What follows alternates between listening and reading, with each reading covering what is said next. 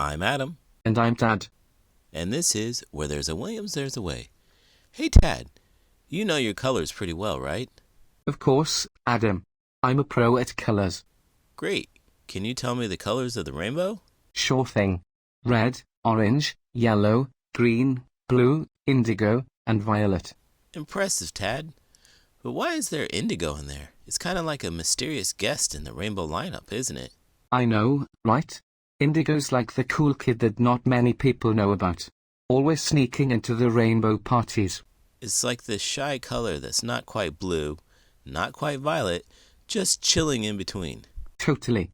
Like, hey, I'm here, but I'll just blend in and not cause a scene. In today's book, we discover a world of creativity and tradition in a fascinating picture book that explores the history and cultural significance of the color blue. Let's get started.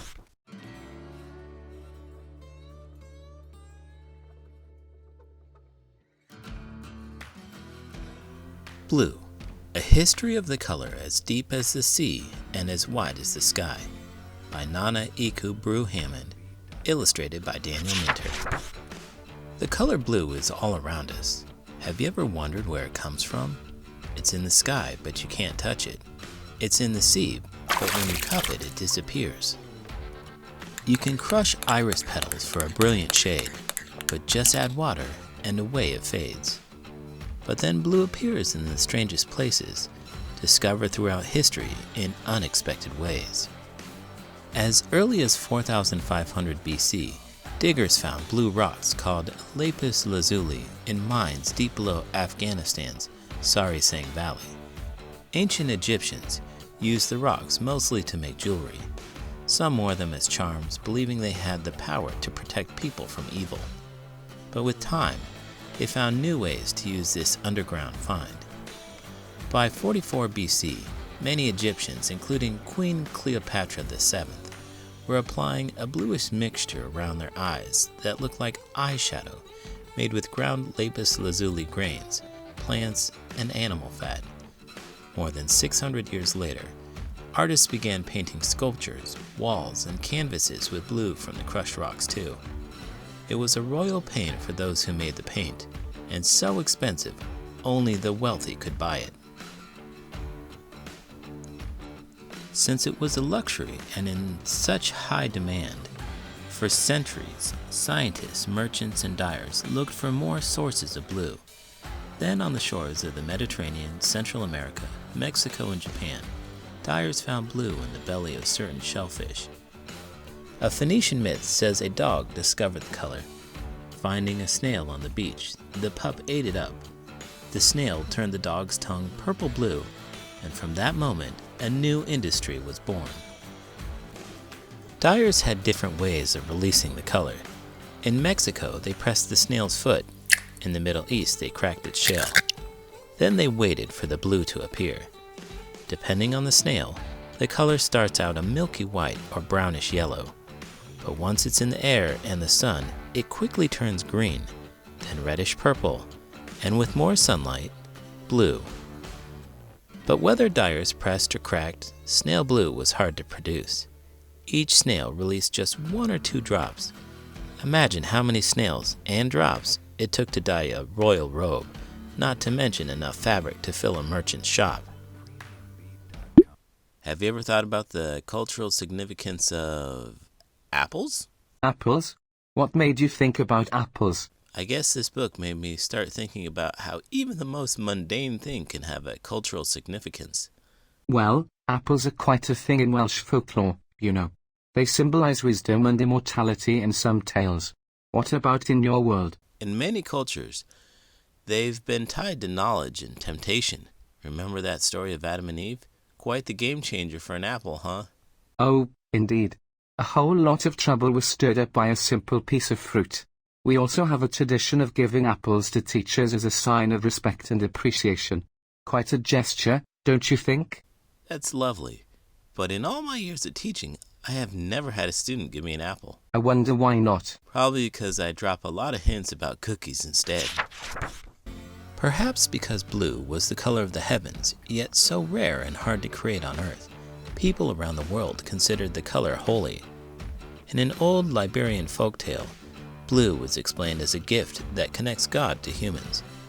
In Italy, from the 13th century onward, some artists began reserving blue to paint the robes of Mary, the mother of Jesus.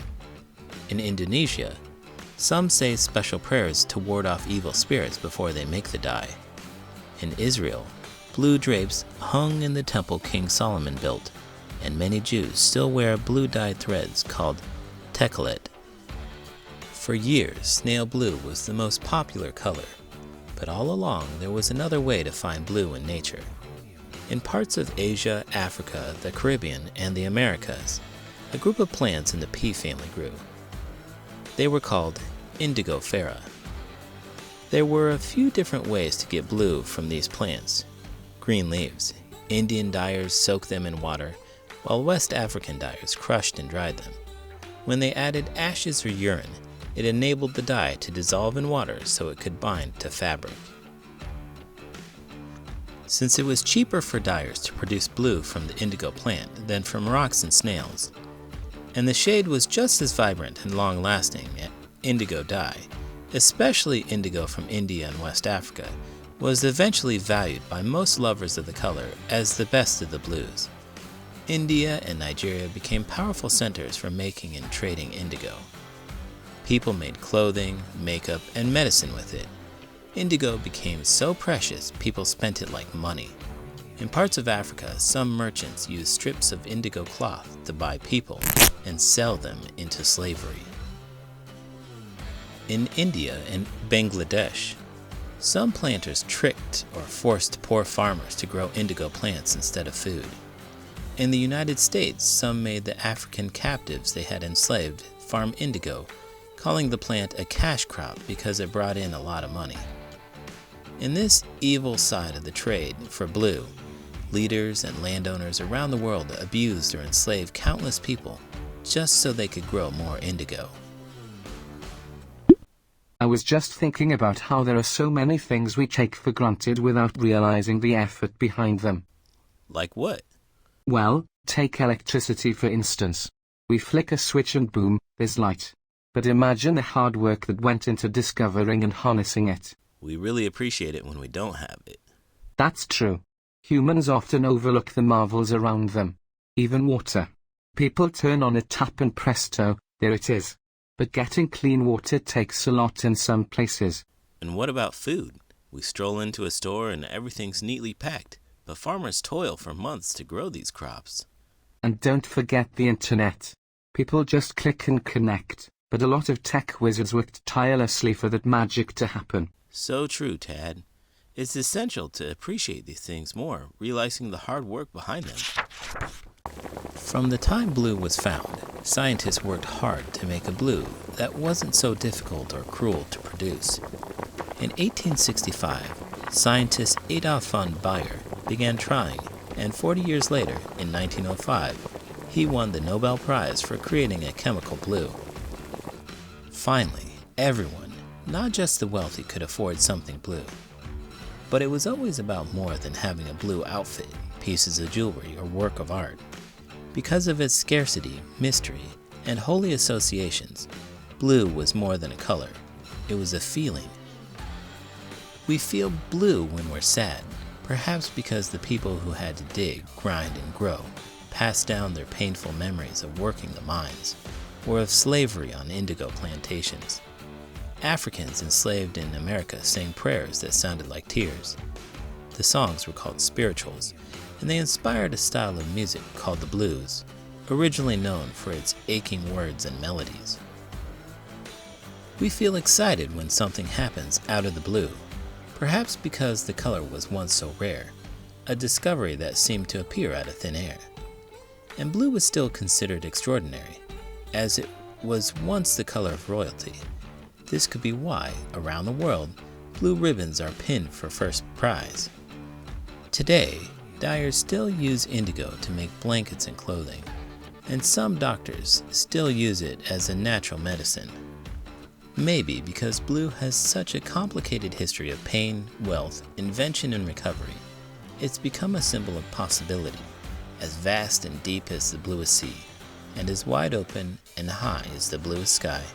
It's true, blue has this mystical allure, doesn't it? It's calming yet powerful. Totally. It's like it holds this sense of tranquility, while also symbolizing strength and depth. Hey, maybe we should start a blue appreciation club. I'd be all in for that. We could call it the Blue Crew or Sapphire Society. Everyone would be welcome, even if they're not naturally blue like me. You realize that you're green, right? I get those mixed up sometimes. You know frogs have different vision than humans, right? Really? Sure. Frogs have dichromatic color vision, which means we have two types of cones and can only see certain colors, primarily blue and green. We cannot see red light. That would be confusing. You are just like this book, informative and entertaining. I try. If you agree with Tad and think that this video was informative and entertaining, please give it a thumbs up and subscribe to the channel. I'm Adam. And I'm Tad. And this is Where There's a Williams, There's a Way. Author's note. Blue has so rich a history, it is more than a color. It's an expression of pleasant surprise and hope, why we say out of the blue or nothing but blue skies, and it is synonymous with feelings of sadness that come with the style of music named after it. It signifies lasting loyalty, true blue. It is associated with the wealthy, royal blue, yet everyone wears blue jeans.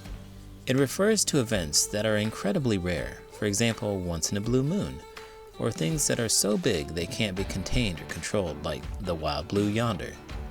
The color itself has meant so many things to different cultures in history. In ancient texts from Asia to Europe, blue referred to a range of shades from sky blue to navy, turquoise to purple. Both blue and purple were used as catch-all terms for this broad spectrum. Ancient Greeks explained blue in terms of how light or dark it was, likening it to white or gray or black or purple, but they didn't have a word for blue. The physicist Sir Isaac Newton is credited with explaining how we see colors. The light we see every day is split into the colors that make it up: red, orange, yellow, blue, green, indigo, and violet.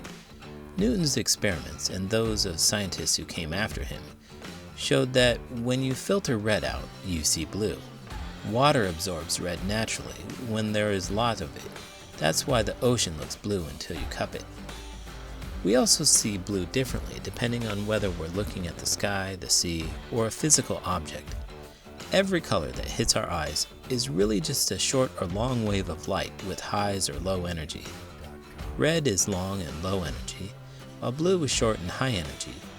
In the daylight, air scatters the light particles into short and fast waves, so the sky appears blue to us on a clear day. What has never been in question is the desire for a rich and lasting blue. In ancient Egypt, and by the 1st century across Europe, dyers were producing a blue called woad from the Isatis tinctora plant, but it was considered inferior to the blue dye generated from lapis lazuli or the indigo plant because woad faded. Is it any wonder that this mysterious hue was considered a holy gift from the gods by so many cultures? I was reading a description of King Solomon's temple in the Bible when the color blue seemed to jump out at me. Why did it matter that one of the veils in the temple was blue? I wondered. So I started researching the significance of the color. Much of what I learned is in this book. Want to explore more? A few blue facts. Bamiyan, Afghanistan, is where the first known use of paint made from lapis lazuli was found, on 2 giant Buddhist statues. Lapis lazuli is a gem made mostly of a complex salt mineral called lazurite, which ranges in color from deep blue to purple to blue-green. Found in Afghanistan, Chile, Siberia, northern Myanmar, Baffin Island in Canada, and the western part of the United States. It was historically used to make jewelry, as a mixture worn around the eyes to avoid infection and to offer divine protection, and as a rich blue paint. Cobalt was a source of blue found in mines in Persia, present-day Iran, used from the 1500s to beautify Persian mosques and tombs, as well as some of the precious ceramics and porcelain made in China during the Ming Dynasty. In 1704, the Swiss painter Herd Diesbach accidentally created a shade called Prussian blue, but it tended to turn gray over time. India has a historic tradition of developing special dyeing techniques. Indigo, which means Indian or blue dye from India, is believed to have gotten its name from European sailors who brought it from India. Liberia was officially named in 1824 by Africans freed from slavery in America, but it had been inhabited by Africans long before then. The country's name was taken from the Latin word liber, which means free. A Liberian folktale says in part that water spirits appeared in a dream to a grieving mother named Asi and let her know that the salt of her tears, ashes, river, water, urine, and wild indigo leaves were the secret ingredients that made the heavenly color. Nigeria was once a powerful center of indigo production, with dye pits in Kano, Nigeria, known to date back as far as 1498. Adir is a traditional Nigerian indigo fabric made by artisans who traditionally were always women. One style called Adiri Eleko is made by painting cassava flour paste onto the cloth, then soaking it with dye for a designated time. In the final step, artisans thoroughly wash the cloth. The parts where the cassava flour was applied resisted the dye, creating a stunning pattern. Phoenicia is an ancient territory in the seacoast of the Middle East that is believed to have encompassed present-day Lebanon, plus parts of Syria and Israel. During the 12th century BC, Phoenicians were known around the world as sailors, fishermen, and traders. Also known for dyeing cloth with purple dye they obtained from the Marux tranuculus snail, their name became synonymous with the color. Phoenicia comes from the Greek word for blood red. South Carolina was an important part of the global indigo economy in the mid-1700s.